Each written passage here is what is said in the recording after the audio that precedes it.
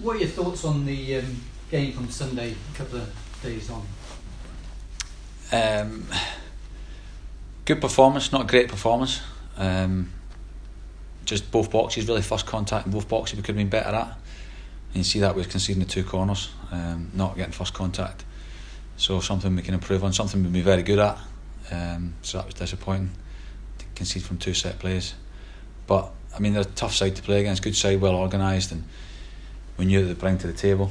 We matched that, but just didn't create enough real clear-cut opportunities. And then the lad's character showed through in the end. To get another a late goal to get the equaliser at 2-2, and then also Andy Vyman's chance 1v1, a great opportunity to win the game 3-2. So, real positives. We're never beat. Shows great character and great spirit in the group. Yeah, positives and negatives. Paul Cook said after the game in here that Shea Dunkley makes the most contacts in the box from corners every game. So that shows the tough task, I suppose, to anyone marking him. What will the guys do from after the game? Will they review that footage? Will you do any extra drills or anything to try and improve that, or is it just one of those things that happens in games and you don't really need to do anything extra special to combat it? No, obviously that's one of their threats. I think he's got 5 goals now, Dunkley. So he's a top goal scorer. So we know their threats, and we do stuff in that during the week leading up to the game. And it's difficult. He's big, physical, powerful. But as a defender, you've got to do your job and make it as difficult as possible for him to get that clean contact and put him off in whatever way you can. Taylor's got on the wrong side of him for the first goal, and then Bakes, he's just kind of out jump Bakes. It's a tough one. Bakes has done all he could to kind of make it difficult. He's a big, strong lad, good header. Just got to minimise the corners. Yeah, there's the slightest little push, I don't know if you saw it. Yeah, that's contact sport, isn't it? Yeah, so there's a little push, but it's not as bad as one at pressing, I suppose, where we're climbing on Bakes' back at the back post. But no, you identify that, and it's up to the lads to deal with it. We've been excellent recently with set players and stuff like that, so I was disappointed to concede the 2 from set players. On Pedro, obviously scored his first goal, I think his first goal ever, we were saying earlier, and first goal for Bristol City. What's he been like the last couple of days? I can imagine he's been bouncing around a bit. Yeah, to be fair, he's been bouncing around since he came in the building. He's excited to be here. Great character, enthusiastic, open to still 21, I think he is. So, but no, he's getting his opportunity now with Hunter being out of the team.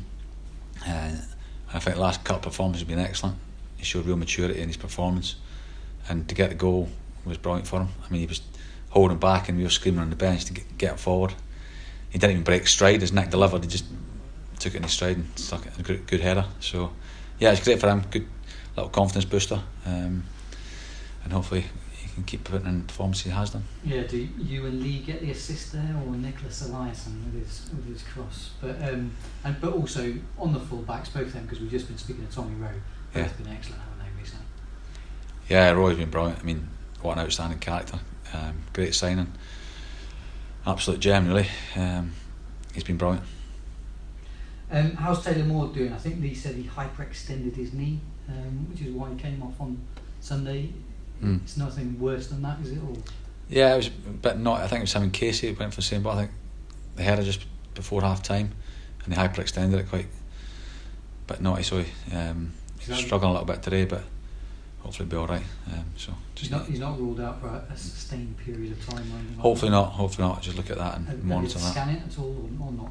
We might have to do that. Fair enough. And Adam Nagy he's returned to training. I think Lee said, or he was about to return to training. Is that right? Not at the moment. He will be returning soon. He's edging closer. He is edging closer, yeah, which is good. Yeah, but obviously Corey Smith, he is out there, isn't he? I think. Yeah, Corey's been training the last couple of days, so he's been slowly integrated back into the training. Done like boxes, warm up, and passing drills the last couple of days, and then fully trained the last day or so. So it's great to have him, his influence back on the training pitch. I take it it'll be too early for him to play this coming weekend, but is that a possibility, or are we talking like several weeks in terms of, because he's been out for such a long time? Just an indication. Does it take a while to get back up to match fitness, or is it the case that maybe after a week or two of training you could be on the bench or something like that. Yeah, you got to be careful. He's been out for a long time, I think about a year. So you got to get his training minutes up and make sure he's right. You don't throw him in too early and he gets another setback. So no, he's a great character and great to have him back. He's a big influence in the dressing room, and even more so on the pitch and on the training pitch, with his voice and his attitude and his application and obviously his quality. So we just got to gradually build him up again, and then we'll know when the time's right. We've got a plan for him in place, so if he meets the targets we've got set, then it won't be too far away the next week or so. What do you make of the challenge at Barnsley? Obviously they're not in their greatest form themselves at the moment. How do you view that challenge? Yeah, obviously they're struggling at the bottom of the league, but I went to see them on Tuesday night against West Brom. I mean, West Brom are a good side, flying. I think West Brom have only lost one game, have they, all season, maybe two. Yeah, I think. And Charlton went 2-0 up against them, played a 5-3-2, held a real high line and very organised, looked good against them. And then West Brom only really started playing the last 20 minutes and got back in the game to draw 2-2. So Barnsley went to West Brom and really put on a show, a difficult place to go. So there's no mugs in this league, and it's a tough league. Every game is difficult.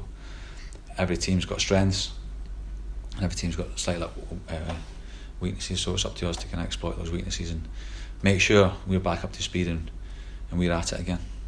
What's key in a game like that when you're playing a team that's maybe on a bad run and you're away from home? Is the start? Do you have to make sure you start at the right pace, or is it keeping the crowd quiet, or maybe just keeping it tight for the first 30 minutes? Or do you actually set any targets when you? Yeah, of course, all the above. Exactly what you said there. You got to start with real intensity, be on the front foot, be organised, hard to break down, make them defend, cause them problems with a running power, with set players playing in their half.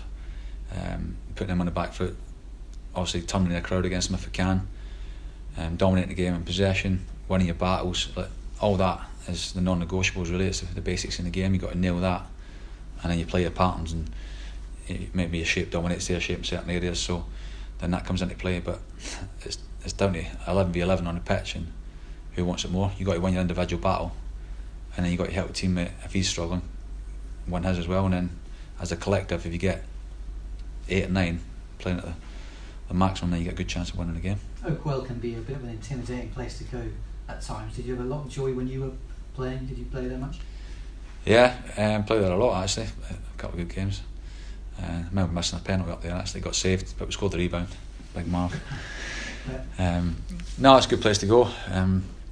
So yeah, we just got to make sure that we're at it again, and not leave it to the last half an hour again. We've got to make sure we start bright and with real intensity. And as ever, it's a bit of a crazy championship. It's so close, and you could potentially go top with the right result. Does that get a mention at all before the game? Do you consider things like that, or put it out of the mind for the moment? Yeah, I don't think you put it out of the mind. I think every player and every member of staff and everyone at the club know. For instance, on Sunday, if we'd have beat Wigan, we went second. So everyone knows that, whether you mention it or not. So we've got targets in our head that we want to reach, and it's the next game. It's the old cliche, you just want to get as many points on the board as quick as possible, and the next game is the most important. That 3 points against Barnsley on Friday night in front of the Sky cameras is the most important. So we do whatever it takes to win the game. Just on the Wigan game, some of the fans were frustrated with the start that Bristol City made, and maybe the tempo wasn't quite there. Would you agree with that, and what would you put that down to? Yeah, no. I thought they disrupted as well. I thought their game plan was good. I thought we played into their hands a little bit. They kind of stopped us playing, nullified us a little bit. But the game was very even for me. There wasn't much in it. Looking back at the video, you always think it's worse than what it was. But we showed the video today, and there were some really good clips from the first half. And Andy's header, good opportunity. Another couple flash across goal, we could give him big across a man in the box. And then conceding the last minute before half time kind of swings the balance of the game a little bit. So the importance of that, seeing out the game at 1-0 up at home and defending that set play, you come out with a different mentality then second half, and they're kind of still on the back foot if you're 1-0 at home kind of thing at half time. So that kind of gave them a little boost. But now we'd focus all week was to start nice and bright and have that intensity and that speed on the ball. So, as I say, it's a championship. It's a tough league. Just finally, obviously City and Charlton both been charged by the FA following the melee after Famara Jeju's red card. Is that a fair thing? Will the club contest that at all? No, well, wait and see what's happened. But it's still kind of, we don't know what's going to happen with it. I don't know. So you just got to wait and see. But I mean, the games you're on the edge. You want to win, so you do whatever it takes to win. But it's got to be within the rules and the laws of the game. So there's always that balance. And probably in that situation, that kick, the last kick, the third kick, was probably the one that's the one that's got him sent off. But the defender was clever in moving his body position to get in front of the ball. So unfortunate, but we just got to take it, and then we've got enough quality and cover to kind of deal with the next 3 games to then get Fan back.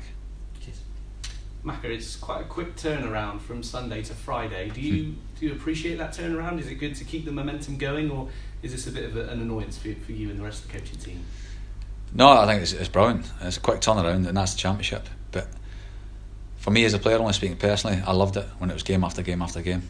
Like you say, you're in that mode, you got momentum, you're winning games, you're scoring last minute goals to get draws or whatever, or to get wins. You just want to recover in training, go again, and keep topping up and keep playing games. You're in the game, you play games. So.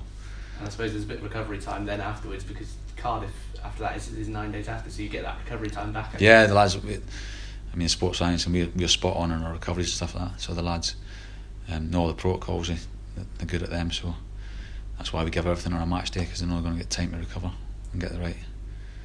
Yeah, we've spoken briefly about Barnsley. I think a familiar face for City fans, probably Cauley Woodrow. How would you stop a man like Cauley? He scored a couple of goals this season. He's looking in good form for Barnsley. Well, he's a goal scorer. That's what he is. He's very good in and around the box, good movement, and he gets goals, left foot, right foot, headers. He's a finisher. So that's good. Yeah, that's all from me. Thank you.